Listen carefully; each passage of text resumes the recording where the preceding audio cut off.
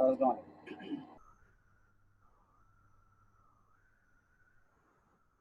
भाई, सबने ज्वाइन कर लिया है। दो स्टूडेंट्स वली और सैयद एहसन, वो जो है इन्होंने अभी तक कनेक्ट नहीं किया।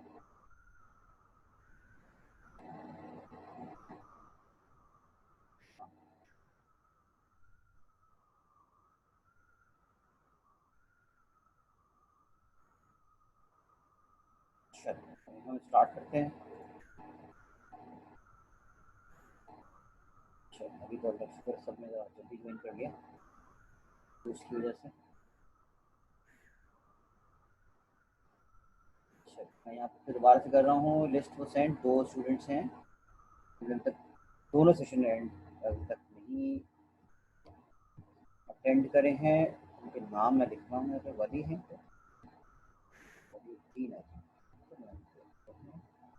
और दूसरे हैं एहसन अली।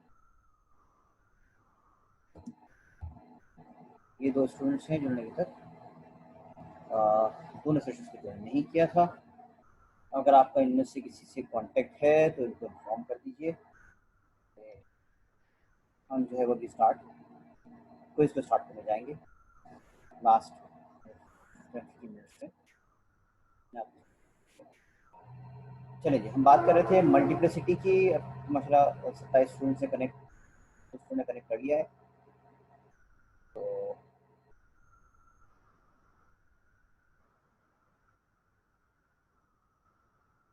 ठीक है।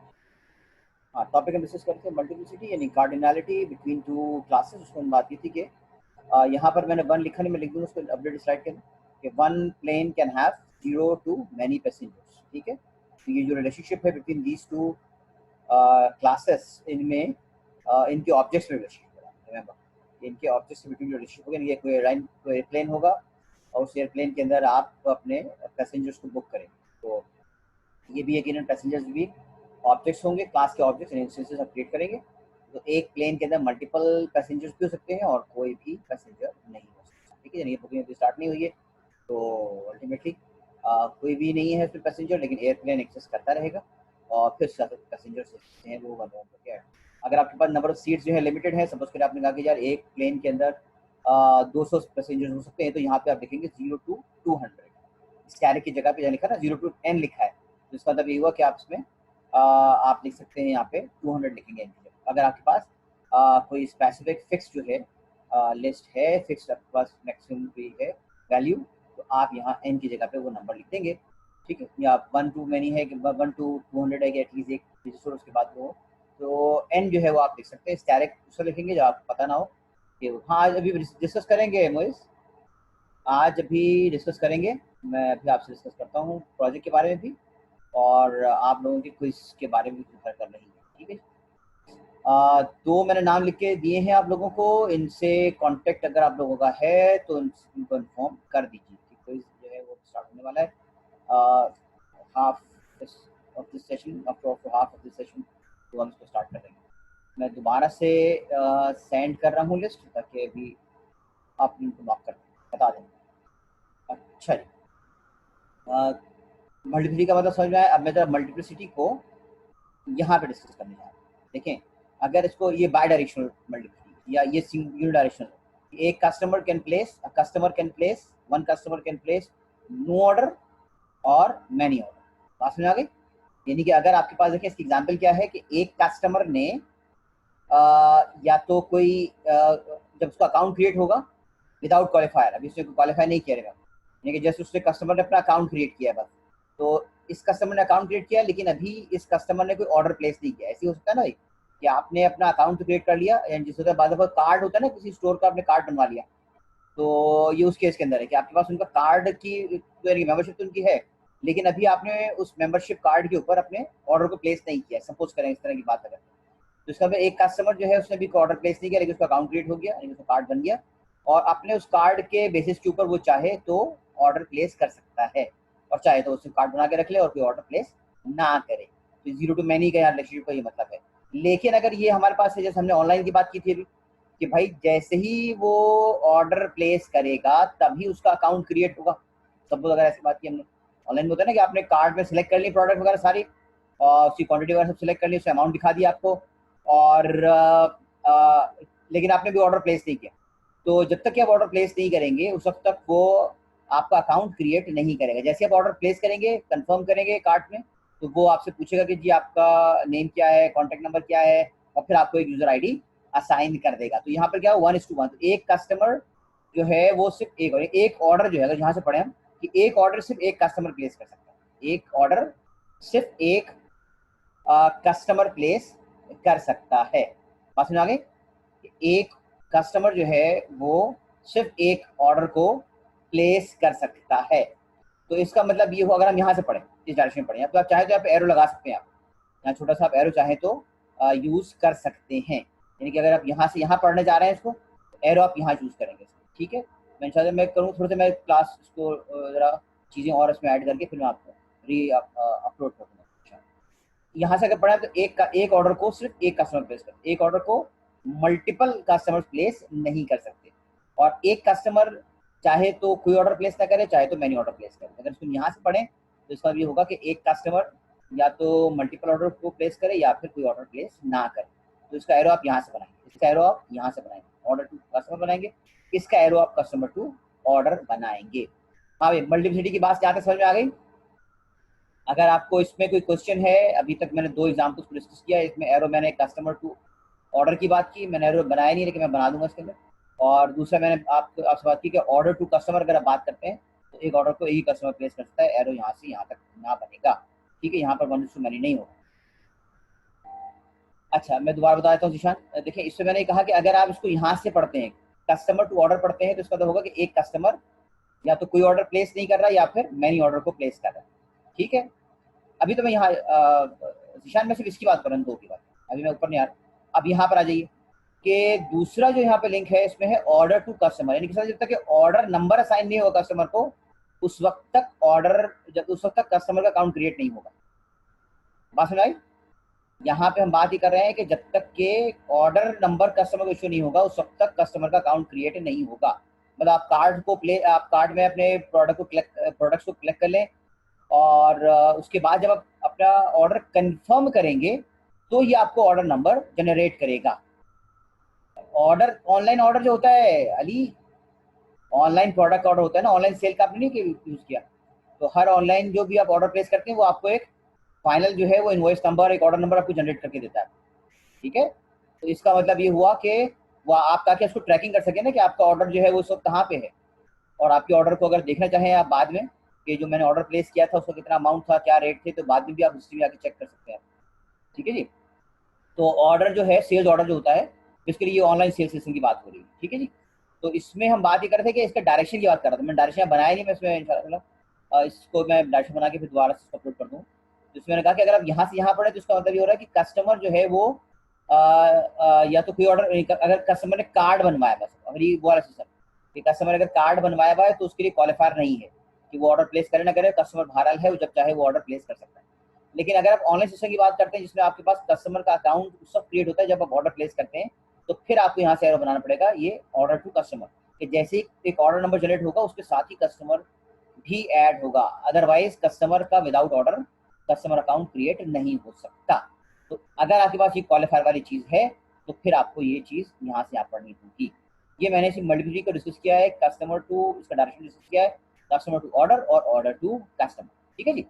उसके बाद फिर आप ये दोबारा से इस पर देख लीजिए कि ये ऑर्डर जो है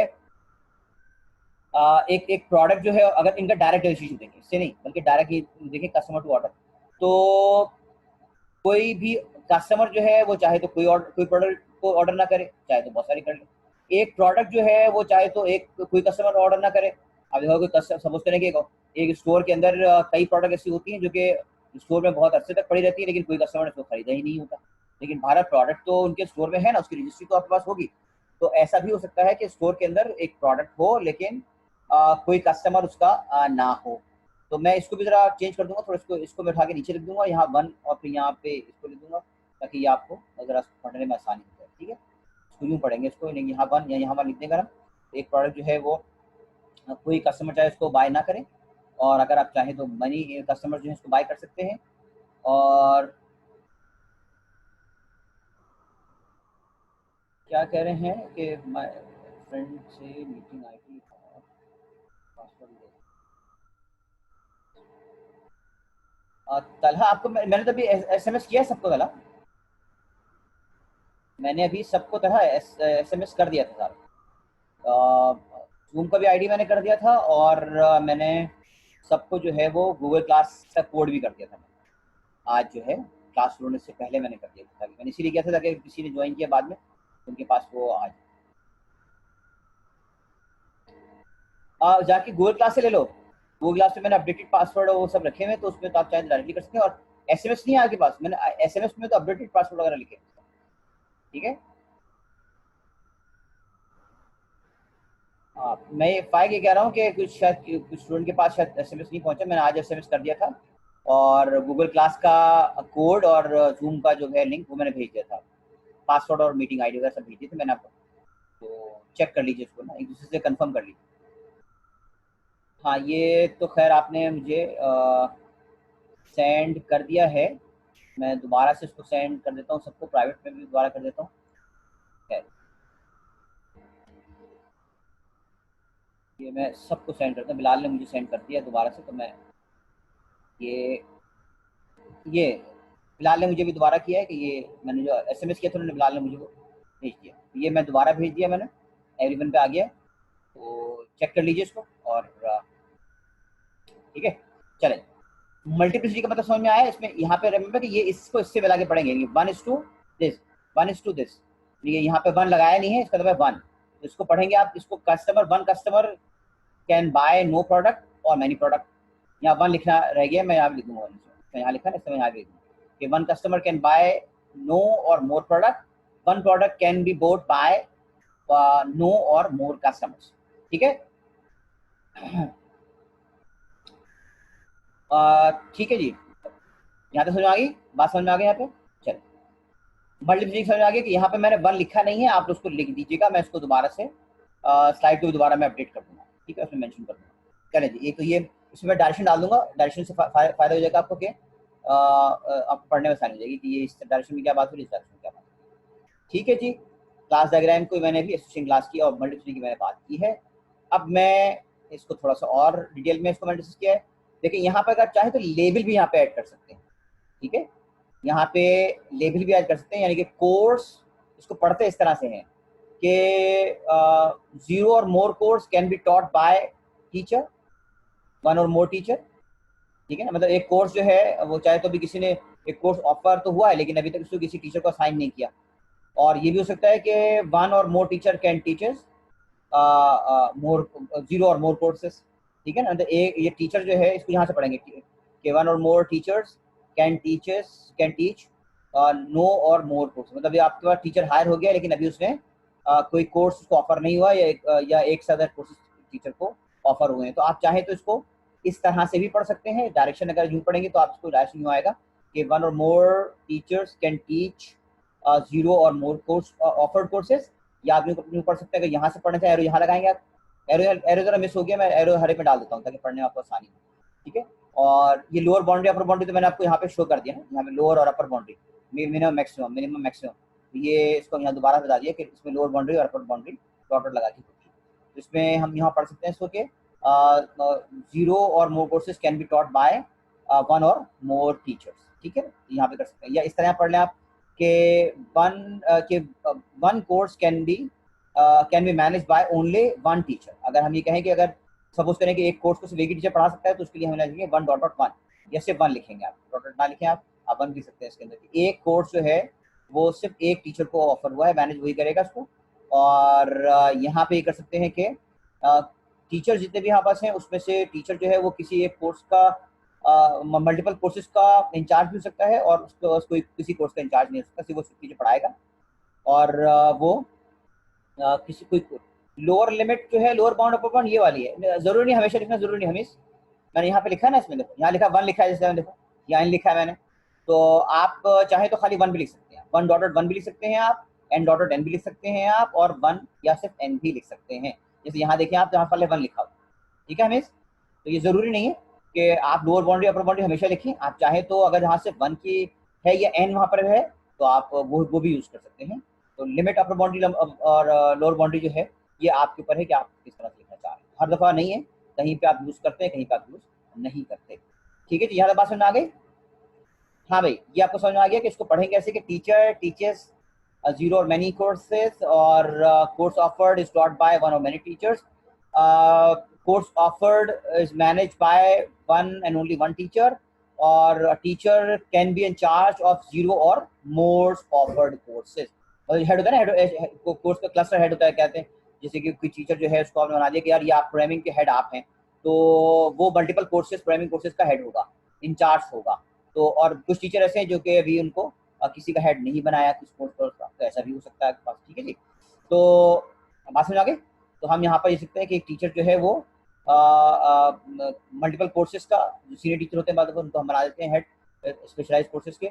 तो लेकिन हर टीचर को हर कोर्स का हेड नहीं बनाता। हर टीचर मैनेज जरूर करता है, मैनेज करता पढ़ाता जरूर है कि एक कोर्स को एक ही टीचर पढ़ा रहा है, मैनेज कर रहा है, लेकिन जो हेड होगा मल्टीपल प्रोग्रामिंग कोर्सेज का वो 4-5 कोर्सेज का एक हेड होगा। ठीक है जी, तो ये हम यहाँ पर इसको यहाँ पर यूज कर सकते हैं। तो रोल नेम जो है, आप चाहें तो रोल नेम भी आप असाइन कर सकते हैं अपनी जो एसोसिएशन के अंदर जो मल्टीप्लिसिटी और कार्डिनैलिटी को जो आप शो करना चाहते हैं, तो आप इस तरह से नंबर्स को भी शो कर सकते हैं। सिंगल डिजिट भी हो सकता है और multiple digit upper bound lower bound भी हो सकती है। आप चाहें तो यहाँ पर रोल नेम भी इसमें असाइन कर सकते हैं। एरो इसमें लगा हुआ नहीं, वो मैं इसमें ऐड कर दूंगा ताकि आप लोगों को पढ़ने में आसानी हो। ठीक है, वो मैंने अपने डायग्राम्स के अंदर ऐड नहीं करे, जो मैंने डायग्राम ली थी बुक से आपके वो उसमें नहीं थे, तो मैंने कॉपी कर दिया। अब मैं थोड़ा सा एनहांस करूँगा। हाँ भाई, ये बात यहाँ तक क्लियर हो गई। अभी तक जो हमने बात की है एसोसिएशन से रिलेटेड, मल्टीप्लिसिटी से रिलेटेड, कार्डिनैलिटी से। कार्डिनैलिटी भी कहते हैं, मल्टीप्लिसिटी भी कहते हैं एसोसिएशन। ठीक है जी। अच्छा, अब हम बात करेंगे कि ऐसा भी हो सकता है कि आपके पास जो एम्प्लॉयज़ की लिस्ट है उसमें से जैसे डिपार्टमेंट का हेड होता है वो भी एम्प्लॉय होता है। तो जिन एम्प्लॉयज़ का वो डिपार्टमेंट हेड है, तो उन एम्प्लॉय के सामने उसका डिपार्टमेंट का हेड जो है मैनेजर, एक और कॉलम बनाएंगे आप, या एक और एट्रीब्यूट लिखेंगे आप, और उसमें मेंशन करेंगे कि इस एम्प्लॉय का मैनेजर इस वक्त राइट नाउ ये है। तो इसका मतलब ये हुआ कि वो भी जो भी मैनेजर का आईडी होगा वो भी वही होगा जो कि एम्प्लॉय का आईडी होगा। तो इसका मतलब ये हुआ कि वो सेल्फ है, इसको कहते हैं रिफ्लेक्सिव एसोसिएशन। ठीक है ना, सेम क्लास जो है उसके ऑब्जेक्ट्स आपस में इंटरेक्ट कर रहे हैं, तो एक एम्प्लॉय दूसरे एम्प्लॉय को रिपोर्ट कर रहा है। ठीक है ना, वो भी एम्प्लॉय होता है ना भाई। तो इसका मतलब एक एम्प्लॉय दूसरे एम्प्लॉय को रिपोर्ट कर रहा है, मैनेज जो कर रहा है वो दूसरे एम्प्लॉय को कर रहा है। तो इसका मतलब ये हुआ कोई इसको अच्छा से साकिब, अच्छा ठीक है साकिब कर देना, कर देना। ठीक है। अच्छा, समझ आएगा। तो रिफ्लेक्सिव का मतलब ये है कि आपके एक क्लास के ही दो ऑब्जेक्ट्स आपस में इंटरेक्ट कर रहे हैं। जैसे मैंने एग्जांपल दी कि आपके पास एम्प्लॉय की क्लास में जो एम्प्लॉयज हैं वो किसी दूसरे एम्प्लॉय को रिपोर्ट कर रहे होते हैं। तो इसका मतलब ये हुआ कि उसके आगे एम्प्लॉय आईडी ही लिखेंगे आप। तो इसका मतलब है कि एम्प्लॉय आईडी जो है वो एम्प्लॉय के सामने भी है और एम्प्लॉय जिसको रिपोर्ट कर रहा है वो भी आप लिख रहे हैं। तो इसका मतलब रिफ्लेक्सिव वाली नोटेशन यहाँ पे यूज हो रही है कि एक एम्प्लॉय जो है वो कैन बी मैनेजर ऑफ 0 और नो और मैनी एम्प्लॉय। मतलब हर एम्प्लॉय का मैनेजर नहीं ना भाई, तो उसका मतलब 0 होगा। आपके पास कोई, आप किसी के मैनेजर नहीं तो 0 है। और अगर आप मैनेजर हैं तो आप मोर देन वन एम्प्लॉय के मैनेजर, या वन और मोर देन वन एम्प्लॉयज के मैनेजर या सुपरवाइजर हो सकते हैं। इसी तरह से आपके पास जो है एक एम्प्लॉय जो है उसको या तो कोई, अगर वो हेड है सपोज करें, तो हेड जो है उसको तो कोई मैनेज नहीं कर रहा ना, तो जो हेड को कोई मैनेज नहीं कर रहा। और जब वो किसी एम्प्लॉय को मैनेज करेगा, एक एक एम्प्लॉय जो है उसको सिर्फ एक ही हेड होगा, उसका एक ही रिपोर्टिंग हो। मतलब मल्टीपल जो एम्प्लॉय है उसको रिपोर्ट नहीं कर रहा। ये उस केस के अंदर है कि अगर एक एम्प्लॉय सिर्फ एक एम्प्लॉय को रिपोर्ट कर रहा है। रिपोर्टिंग सिस्टम में ये है, जो हर आप बनाते हैं ना, ट्री बनाते हैं आप, तो ट्री के अंदर आप बनाते हैं कि जी इसके अंदर एक एम्प्लॉय जो है वो इसको रिपोर्ट कर रहा है, किसी एक एम्प्लॉय को रिपोर्ट कर रहा है। तो ये उस केस के अंदर है कि जो एम्प्लॉय है वो किसी एक को रिपोर्ट कर रहा है, यानी कि can be manage by only one employee या नहीं, या अगर वो हेड है तो उसको,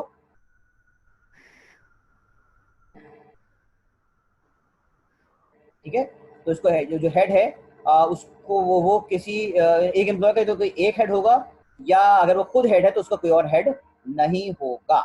हाँ भाई, बात समझ आ गई वाली, रिफ्लेक्सिव वाली बात भी क्लियर हो गई, या इसमें भी किसी को अगर कोई क्वेरी है ये कहलाती है यूनरी रिलेशनशिप, यानी कि सिंगल।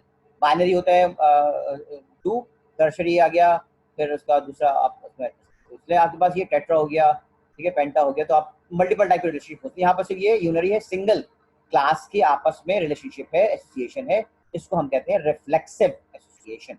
हाँ भाई, यहाँ तक दोनों चीजें क्लियर हैं। ये देखें, ये तो आपके पास थी, ये बाइनरी थी आपके पास, यानी कि दो दो क्लासेस के बिटवीन रिलेशनशिप है ये, और ये आपके पास है सिंगल क्लास से रिलेशनशिप है। अच्छा, मैं दोबारा से आपको बता देता हूँ कि यहाँ पे मैंने ये बात ही कर रहा था कि एक एम्प्लॉय जो है वो मल्टीपल एम्प्लॉयज को मैनेज कर रहा है, मल्टीपल एम्प्लॉयज को हेड कर रहा है। तो इसका मतलब है कि एम्प्लॉय के सामने आप उसके हेड का आईडी लिखेंगे, उसके मैनेजर का आईडी लिखेंगे, लेकिन हर एम्प्लॉय किसी को हेड नहीं कर रहा होता। तो जो इसका मतलब है कि एक एम्प्लॉय 0 को हेड कर रहा है, एक एम्प्लॉय किसी का सुपरवाइजर नहीं है, और एक एम्प्लॉय एक या ज्यादा एम्प्लॉयज का मैनेजर भी हो सकता है। तो ये अगर यूं पढ़ेंगे आप, मैंने कहा डायरेक्शन इसमें मिसिंग है हर डायग्राम के, तो मैं डायरेक्शन मैं आपको लगा दूंगा। फिर मैंने यहाँ पे कहा कि एक एम्प्लॉय जो है उसको कोई जो है 0 और 1 जो है वो मैनेज करेगा। एक एम्प्लॉय जो है उसको जो हेड करेगा वो कोई किसी एक को रिपोर्ट करेगा, या अगर वो खुद से हेड है तो वो किसी को रिपोर्ट नहीं करेगा, ठीक है ना। तो इसका मतलब ये हुआ कि एक एम्प्लॉय जो है वो किसी को रिपोर्ट ना करे, खुद हेड हो, या अगर एक एम्प्लॉय है तो वो किसी एक को रिपोर्ट करेगा। अगर एक से ज्यादा एम्प्लॉय को रिपोर्ट करेगा तो यहाँ भी स्टैरिक आ जाएगा, ठीक है। लेकिन अगर एक ही एम्प्लॉय को रिपोर्ट कर सकता है एक एम्प्लॉय, तो यहाँ पर ये आएगा। जैसे कैप्टन जो है सिंपली उसको एक ही कैप्टन है, तो अल्टीमेटली वहाँ पर 0 होगा। खुद कैप्टन है वो, तो यहाँ पर 0 आ जाएगा, ठीक है जी। बात समझ आ गई यहाँ पे? इसमें किसी को कोई कंफ्यूजन तो नहीं है भाई? अगर किसी को कोई कंफ्यूजन है तो पूछते हैं। तो जी, आज की क्लास में अभी तक जो मेरे पास मुझे नजर आ रहा है, वली ने ज्वाइन नहीं किया है, और एहसन अली ने अभी तक ज्वाइन नहीं किया है। जो मेरे पास लिस्ट है, अगर कर लिया तो मुझे बता दें। अभी तक तो मेरे पास जो लिस्ट में, और कुछ स्टूडेंट्स और भी हैं जिन्होंने फर्स्ट सेकंड सेशन ज्वाइन किया था, लेकिन थर्ड सेशन स्किप कर दिया है, और ये तो यार क्विज में इनका मसला हो जाएगा, जबकि उन्होंने थर्ड सेशन जो है अभी तक ज्वाइन नहीं किया है, ठीक है जी।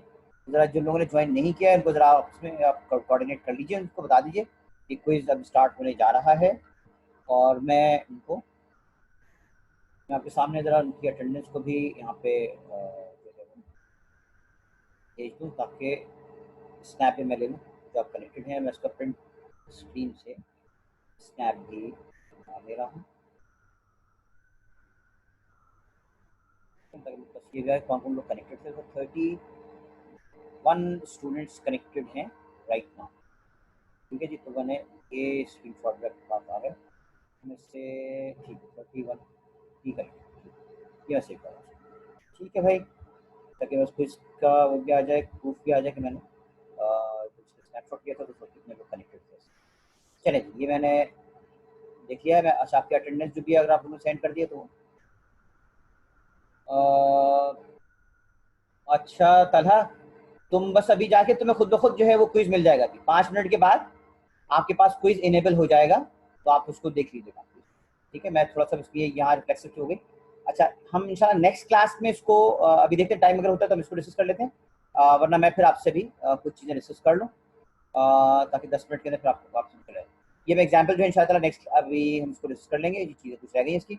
उससे पहले मैं आपसे क्विज को डिस्कस कर लूँ जो मैंने अभी प्लेस किया है, और मैंने प्रोजेक्ट 1 को भी किया, मैं वो चीज़ें डिस्कस कर लूँ। देखिए, मैंने आपको प्रोजेक्ट 1 के नाम से मैंने एक तो आपको भेजा है असाइनमेंट, ये सबके पास सबको एक्सेसिबल है यहाँ पे, ठीक है। मैं इसको स्क्रीन शेयरिंग भी कर देता हूँ, ये इसकी स्क्रीन शेयरिंग है जो मैं आपसे देखिए। एक तो मैंने आपको भेजा है ये सॉफ्टवेयर रिक्वायरमेंट स्पेसिफिकेशन,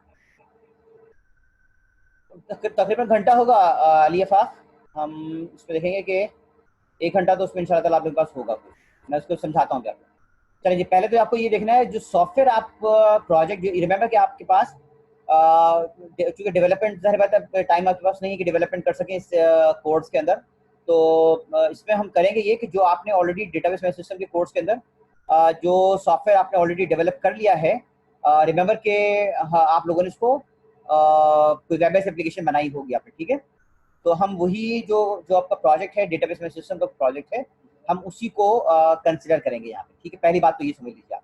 तो आपको कोई नया प्रोजेक्ट कोड नहीं करना है, डेवलप नहीं करना है, बल्कि प्रीवियस प्रोजेक्ट जो आपके पास है उसी को आप जो है ऑब्जेक्ट ओरिएंटेड डिजाइन के अंदर जो है वो कंसिडर कर लेंगे, पहली बात। दूसरी बात ये कि अब जाहिर बात है कि जब आपने डीबीएमएस पढ़ा था तो उस वक्त ये कोर्स नहीं पढ़ा था, तो ना आपने उसका फॉर्मल जो नोटेशन होती है, फॉर्मल स्टैंडर्ड एनालिसिस और डिज़ाइन की जो प्रैक्टिसेस होती हैं वो अल्टीमेटली आपने फॉलो नहीं की थी, और जो अब आपको पता लग रही है। तो अल्टीमेटली उसका जो एनालिसिस है और डिज़ाइन है वो स्टैंडर्ड जो एनालिसिस और डिज़ाइन के ऊपर मैप नहीं कर रहा होगा, और अल्टीमेटली आपकी जो प्रोजेक्ट जो होगा वो थोड़ा सा उसमें उसमें बहुत कुछ, थोड़ा नहीं बल्कि बहुत कुछ जो है इसमें एनालिसिस में फॉल्ट होंगे, डिज़ाइन में फॉल्ट होंगे। तो इस प्रोजेक्ट के अंदर आपको इसमें करना ये है कि डोमेन आपको वही रख, सपोज करें आपने हॉस्पिटल मैनेजमेंट सिस्टम सपोज करें आपका प्रीवियस प्रोजेक्ट था, तो आप डोमेन तो हॉस्पिटल सिस्टम को ही रखेंगे।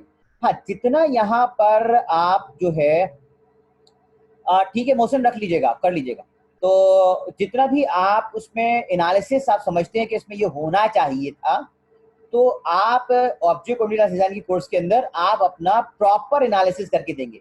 मतलब उसमें आपको ये आइडिया होगा कि आपने जब प्रोजेक्ट डेवलप किया था तो आपने क्या चीजें कंसिडर नहीं करी थी। तो इस प्रोजेक्ट को जब आप करेंगे तो आप डॉक्यूमेंटेशन के अंदर वो तमाम चीजें कंसिडर करेंगे जो आपके प्रोजेक्ट में होनी चाहिए थी, है नहीं। मैंने फिर कहा क्योंकि आपने एनालिसिस को तो फॉलो करा ही नहीं था आपने, ठीक है ना। तो आपने जो एनालिसिस फॉलो नहीं करा तो आपने अल्टीमेटली प्रोजेक्ट के अंदर रखा नहीं होगा। लेकिन डोमेन आपका वही है, जैसे मैंने कहा कि हॉस्पिटल मैनेजमेंट सिस्टम है, तो आप जितना भी एनालिसिस करेंगे आप उसमें बताएंगे कि ऐसा ऐसा ऐसा एनालिसिस का होना चाहिए था। ये तो फिर सारे आपको पता है कि ये नाम है ऑथर वगैरह के अंदर, ये ऑथर में रिमेंबर कि आपकी जो ग्रुप के दोनों पार्टनर्स हैं उनका नाम लिखेंगे आप, ठीक है, क्योंकि आप यहाँ पर 2 मेंबर्स हैं तो ये आप लिखेंगे इसके अंदर। यहाँ पे फिर अपना क्लास आईडी वगैरह लिख दीजिएगा, कौन सी क्लास आईडी है, कब अपनी जनरेट करा इसको। तो प्रोजेक्ट का टाइटल आ गया, यहाँ पे जो है पार्टनर्स आ गए, यहाँ पे आपका क्लास आईडी आ गया, और यहाँ पे आपने जब इसको क्रिएट किया तो ये समझ में आ गई। ये रिकॉर्डिंग में भी है इंशाल्लाह, अभी जिस हिस्से में ये भी एंड होता है सेशन, मैं आपकी सारी रिकॉर्डिंग अपलोड कर दूंगा। अच्छा, अब इसमें जो है जो चीज़ें हैं इंट्रोडक्शन के अंदर जो पर्पस है आपके प्रोजेक्ट का वो आप मेंशन करेंगे आप, ठीक है। 3 नहीं होंगे या तला 2 मेंबर्स होंगे। मैंने इसलिए बता दिया कि आपको अब नेक्स्ट आपको इंशाल्लाह ताला आप क्वालिफाई करेंगे आप लोग फाइनल प्रोजेक्ट के लिए, तो फाइनल प्रोजेक्ट के अंदर सिर्फ 2 मेंबर्स अलाउड हैं, ठीक है। तो चूंकि 2 मेंबर्स अलाउड हैं तो अल्टीमेटली बिला वजह आप इसमें काम करेंगे, 3 मेहनत करेंगे, जब एफआईपी के लिए जाएंगे फिर खाम खाई में आपको 1 मेंबर तोड़ना पड़ेगा आपको, ठीक है। अभी करता हूँ बिलाल 10 मिनट पहले मैं इंशाल्लाह ताला अभी करता हूँ, मैं होने वाला है 5 मिनट के अंदर, भी 1 मिनट के अंदर होने वाला है क्विज इनेबल, आपके पास 1 मिनट बाद आ जाएगा, मैं उसको ओपन करके आपको समझा देता हूँ। अभी मैं ये समझा दूँ, ठीक है। तो एक तो ये बात आपको क्या है कि आप पर्पज आप लिखेंगे कि आप जैसे हॉस्पिटल मैनेजमेंट सिस्टम है, तो हॉस्पिटल मैनेजमेंट सिस्टम में कौन कौन से एरियाज को कवर कर रहे हैं। आया आप उसमें जो विजिट है पेशेंट्स की उनको कंसिडर कर रहे हैं, उनकी विजिट के ऊपर ट्रीटमेंट्स को और जो मेडिसिन है उसको कंसिडर कर रहे हैं, किस डॉक्टर ने जो है उनको जो ट्रीटमेंट की थी उसको भी आप कंसिडर कर रहे हैं। तो ये सब चीज़ आप लिखेंगे पर्पस के अंदर कि आपका एक्चुअली जो जो सॉफ्टवेयर है वो किस पर्पस के लिए है। अगर आपने कोई नेमिंग कन्वेंशन वगैरह यूज़ किए तो ना कम्युनिकेशन का आपने यूज़ किया है, आपने एट्रीब्यूट के नेम्स के लिए अपने नाउन को किया है, या आपके पास जो मेथड्स होंगे उनको आप एब्रीविएशन के साथ वर्क की फर्स्ट फॉर्म से करेंगे। तो ये सारी चीज़ें आप बताते हैं कि आप डॉक्यूमेंट में जो भी कोड करेंगे तो वो कोड जो है वो किस नेमिंग कन्वेंशन को आपने यूज़ किया। अल्टीमेटली ये भी आपने फॉलो नहीं किया तो इंशाल्लाह ताला इसको करने से आपको आइडिया होगा कि सॉफ्टवेयर हाउसेस के अंदर जो स्टैंडर्ड जो होते हैं उसको किस तरह से फॉलो किया जाता है, ठीक है जी। उसके बाद फिर आपको बताना पड़ेगा कि एक्चुअली ये आप प्रोजेक्ट जो डिजाइन कर रहे हैं इसके कौन लोग इसको है, इसको डॉक्यूमेंट को कौन पढ़ेंगे, मतलब जैसे आपने ये डॉक्यूमेंट बना रहे हैं तो ये तो आपके डेवलपमेंट टीम के लिए बना रहे हैं आप, या अपने अपने कस्टमर्स के लिए बना रहे हैं आप, तो ये आपको यहाँ बताना पड़ेगा कि इस एसआरएस को एक्चुअली कौन रीड करेगा, तो किसके किसकी अंडरस्टैंडिंग के लिए, ताकि वही टेक्निकल टर्म्स यूज की जाए जो कि आपका टारगेट ऑडियंस है, यानी जिसको आप ये डॉक्यूमेंट एसआरएस देंगे और उनसे सॉफ्टवेयर डेवलप करवाएंगे। प्रोजेक्ट के स्कोप के अंदर जितने मैंने कहा कि इसको आप एरियाज इसको कवर करेंगे, बता देंगे आपके कौन कौन से अपने एरियाज को उसको कवर करना है, बहुत इंपॉर्टेंट होता है। क्योंकि अगर आपने इसमें से कोई चीज ऐसी जो कि गलत लिख दी कि जो कि आप कवर नहीं कर रहे तो अल्टीमेटली क्लाइंट आपसे कहेगा कि आपने तो यहाँ पे लिख के दिया था स्कोप के अंदर कि ये भी कवर करेंगे और आपने उससे जो है वो कवर नहीं किया है। तो उसमें से वही चीजें मेंशन करेंगे जो आप डेवलप करना चाहते हैं। अच्छा, अब आपके पास ये है कि इसमें आपने कुछ अगर टर्म्स यूज की हैं, कोई रेफरेंस यूज किया है, कोई वेब से आपने कुछ चीजें ली हैं पढ़ने के लिए, कुछ बुक्स को मेंशन किया है, तो वो सारे रेफरेंसेस भी आपको लिख देना चाहिए ताकि वो जो नेमिंग कन्वेंशन और टर्म्स हैं वो सबके सब जो है हर एक के पास वो उसका रेफरेंस भी अवेलेबल हो, ठीक है जी। उसके बाद फिर ये पर्सपेक्टिव होता है, जो मैंने भी कहा कि हर हर यूजर हर एक्टर का अलग अलग पर्सपेक्टिव होगा, ठीक है। तो यहाँ पे आप बताएंगे कि एक्चुअली किस पर्सपेक्टिव से आप सॉफ्टवेयर डिजाइन करने जा रहे हैं, उसमें कौन कौन से फंक्शंस होंगे, फिर ये यूजर्स कौन कौन से होंगे, क्लासेस कौन सी होंगी, उसका जो ऑपरेटिंग एनवायरनमेंट है वो आप कौन सा यूज कर रहे होंगे, अगर आप जो डिजाइन करने जा रहे हैं, अगर आपके पास सपोज करें कि उसमें कुछ लिमिटेशंस हैं, टाइमिंग की लिमिटेशन है आपके पास, बजट की लिमिटेशन है आपके पास उसको क्लाउड पे अपलोड नहीं कर रहे हैं, आप उसको डोमेन पे अपलोड कर रहे हैं, तो ये सारी चीजें आप इसमें कंसिडर करेंगे।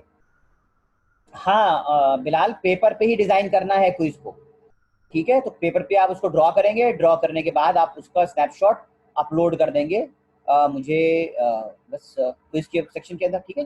अब क्विज आपके पास आ गया होगा, मैं भी क्विज को बताने जा रहा हूँ। पर ये बता दो, यूजर की डॉक्यूमेंटेशन आपने जो यूज की है वो कौन कौन सी यूज की है ये बता देंगे आप, और अगर आपने कुछ एजम्पशन वगैरह भी लिखे हैं तो वो भी एजम्पशन वगैरह इसमें रखेंगे। अच्छा, ये भी चूंकि फर्स्ट डॉक्यूमेंट होगा, भी आप भेजेंगे तो बहुत सारी चीजें आपको समझ में नहीं आएंगी, तो इनिशियली आप जितना आपसे हो सकता है आप कर लीजिएगा।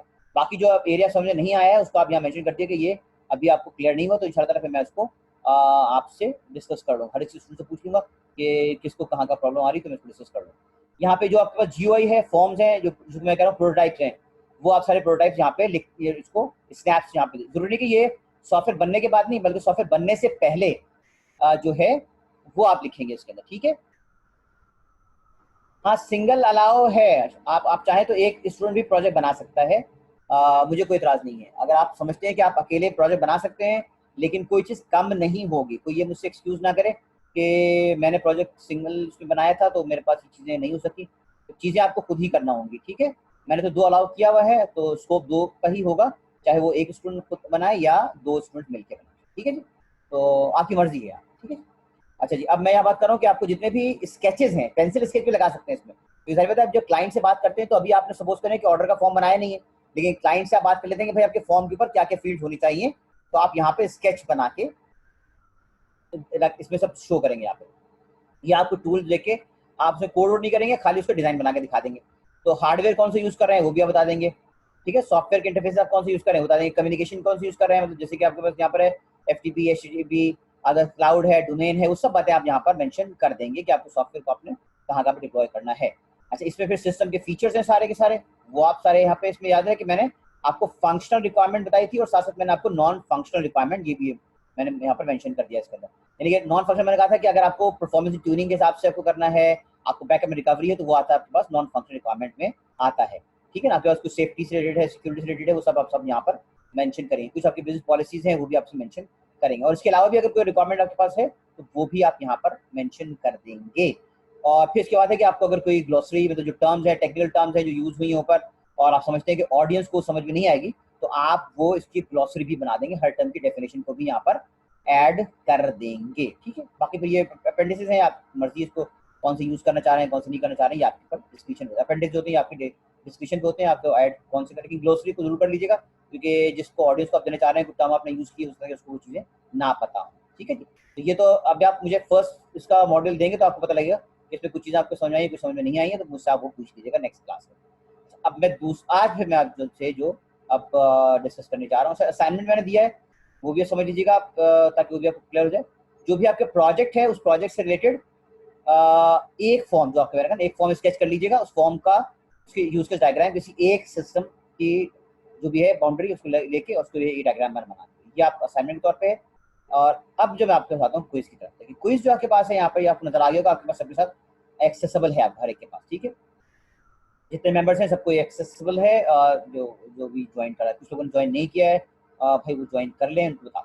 अच्छा, अब मैं यहाँ पर आपसे जो डिस्कस कर रहा हूँ कि आपको जो आपके जो कोर्स का एड ड्रॉप वाला मॉड्यूल है ना, आप लोगों ने सबने यूज किया होगा, पहले तो आप उसका स्केच बना लीजिए आप, ठीक है।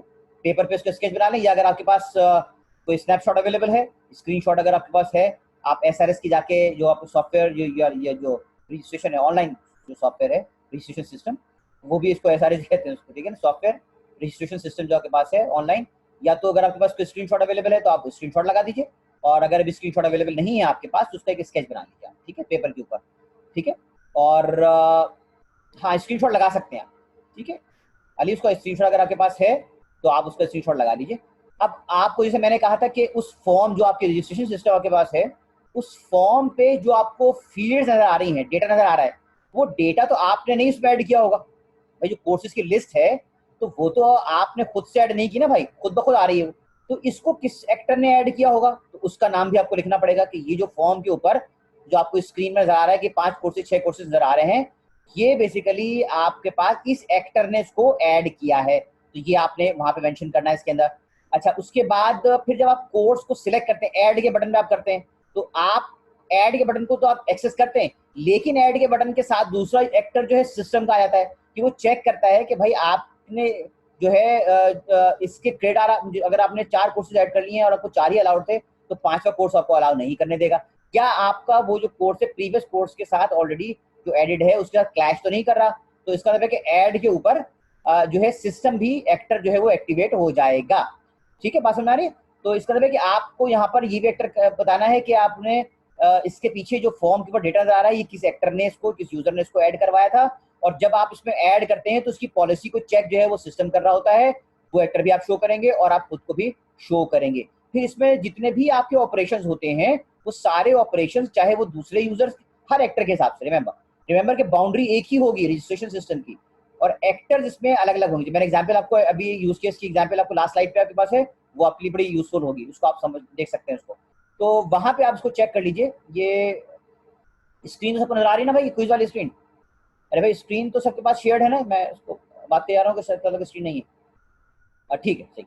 अच्छा, अब तो इसका मतलब ये हो गया आपको ये जो एक्टर्स हैं वो कर रहे हैं, और हर एक्टर के साथ उसकी जो भी यूसेज है, जो मैंने आज आपको यूज केस डायग्राम में लास्ट स्लाइड में जो आपको मैंने बताया था, आप उसी डायग्राम को सामने रखिए, इस तरह से आप हर एक्टर के हिसाब से उनके यूज केसेस। अच्छा, उसमें मैंने से कहा कि हो सकता है कि जैसे आपके पास जो आपका कॉलेज का स्टाफ है, या जो आपका रजिस्ट्रेशन स्टाफ है, वो भी आपको कोर्स को ऐड कर सकता है, स्टूडेंट भी कर सकता है, और 3 एक्टर्स को कर सकते हैं, मतलब कॉलेज का स्टाफ वो भी ऐड कर सकता है, आपको आपको रजिस्टर कर सकता है, आपके रजिस्ट्रेशन डिपार्टमेंट के अंदर, एग्जामिनेशन डिपार्टमेंट के अंदर वो भी इसको ऐड कर सकता है, और आप खुद भी कर सकते हैं।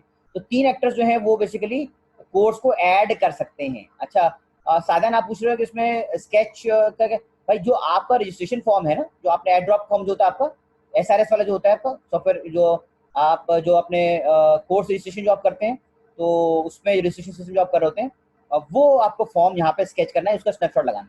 जिस कोर्स जो रजिस्ट्रेशन सिस्टम आपका है ना, कोर्स रजिस्ट्रेशन सिस्टम जो आप कोर्स को रजिस्टर किया आपने, उसकी बात हो रही है। ठीक है, तो वो आप स्केच 1, स्केच का मतलब ये है कि या तो आप उसका स्नैपशॉट अगर आपके पास है तो आप स्नैपशॉट लगा दें, अगर आपके पास नहीं है तो आप उसका पेंसिल से पेपर पे स्केच कर दें, बना दें उसका, और फिर आप उसके हिसाब से अभी सारा 1 घंटा है आपके पास अभी, चला 1 घंटा है आपके पास। आपका लिखा हुआ आ रहा होगा, चला आप देख लें इसको, आपके पास लिखा हुआ आ रहा होगा, टाइम लिखा हुआ आ रहा है, मैंने टाइम लिख दिया इसका। अच्छा जी, उसके बाद फिर आपको जब बाद ये दोनों चीजें अगर आपको हो चुकी हैं, यूज केसेस आपने इसको मेंशन कर दिए, तो उसकी उसके डायग्राम बना लीजिए। एक बात भाई बहुत जरूरी याद कर लीजिएगा यार, पिछले भी फाइनल के अंदर बड़े अच्छे स्टूडेंट्स थे, उन्होंने बिला वजह अपना जो भी मटेरियल था वो अपने स्टूडेंट्स से, अपने दोस्तों से शेयर कर लिया, और बेचारों के जो ग्रेड हैं, ए ग्रेड एक था 87 मार्क्स है, और उस बेचारे के 63 मार्क्स बने उसके। तो भाई ये अपना जो यहाँ पर है कि कॉपी ना करें आप किसी से, ठीक है ना, उसको आप शेयर ना कराइए। आप जिससे शेयर करते हैं भाई वो इतने बेवकूफ़ होते हैं कि अगर आपने गलती से कोई स्पेलिंग मिस्टेक लिखी है तो वो स्पेलिंग मिस्टेक सबने ही लिखी होती है। बात समझ आ रही? तो बस ये जो है इसका ख्याल रखिएगा, आप लोग अपना काम खुद से बनाइए खुद। और ये क्विजेज हैं, 1-1, 2-2 मार्क्स के क्विजेज हैं, तो अभी इसमें कॉपी पे करके बिला वजह दूसरा जो है, इसमें आपको पता खुद भी लग जाएगा कि आपके पास कहाँ पे मुश्किल आपको हो रही है, कहाँ समझ में नहीं आ रही है आपको। तो ये आप खुद भी एनालाइज कर सकते हैं कि मुझे कहाँ कहाँ पे ये सब्जेक्ट समझ में नहीं आया, टॉपिक समझ में नहीं आया। अगर आप दूसरों से शेयर करेंगे तो फिर आपको कैसे पता लगेगा कि यार ये मैं फाइनल के अंदर जब बनाने जाऊंगा, मिड टर्म में जाऊंगा, तो मैंने इस एग्जाम्पल दे दी कि भाई मुझे बड़ा अफसोस है, मेरे बड़े अच्छे स्टूडेंट्स हैं, और मैं बता रहा हूँ 87 मार्क्स थे बेचारे के, और 63 मार्क्स उसको मैंने सब जीरो होगा इसके बेचारे के, तो शेयर करा दिया दूसरे अपने स्टूडेंट से, दो कुलीग से, और बेचारे के मार्क्स जो है वो उससे जीरो हो गए, बहुत सारे क्वेश्चन। तो बेचारे 63 पे जाके गिरा वो। ठीक, और जिसको शेयर कराया था उस बेचारे को उसके मार्क्स भी कोई, उसके मार्क्स भी 60 बने, 60 बने, तो फायदा कुछ नहीं हुआ। ठीक है ना, उसको शेयर कराने का फायदा कुछ नहीं हुआ, तो दोनों के मार्क्स जीरो हो गए, और दोनों के जो मार्क्स हैं उससे ग्रेड जो है वो खाम है में उसका असर पड़ गया। ये ना कीजिएगा भैया आप, ठीक है, अपने अपने क्विजेस अपने अपने तौर पे कीजिए। और वैसे भी आप जब वो स्केच बनाएंगे तो हर एक के कोर्सेज अलग अलग होंगे, हर एक का कोर्स आईडी, हर एक का स्टूडेंट आईडी, हर एक का स्टूडेंट नेम, आपको बताया ना उसमें लिखा हुआ आ रहा होता है कि ये स्टूडेंट आईडी है, स्टूडेंट नेम है, ये कोर्सेज ऑफर हुए हैं, तो हर एक के अल्टीमेटली डिफरेंट हो रहे होंगे। हाँ भाई, कोई क्वेरी है, कोई क्वेश्चन है तो फटाफट पूछ लीजिए, लास्ट मिनट है इसमें। ग्रुप में नहीं है भाई, ग्रुप में नहीं है यार, अलियाफा ग्रुप में नहीं है फिलहाल ये यूज केस डायग्राम जो पढ़ाई है आपको, ये अपने रजिस्ट्रेशन सिस्टम जो है, कोर्स रजिस्ट्रेशन सिस्टम, इसके ऊपर बनाना है जो आपने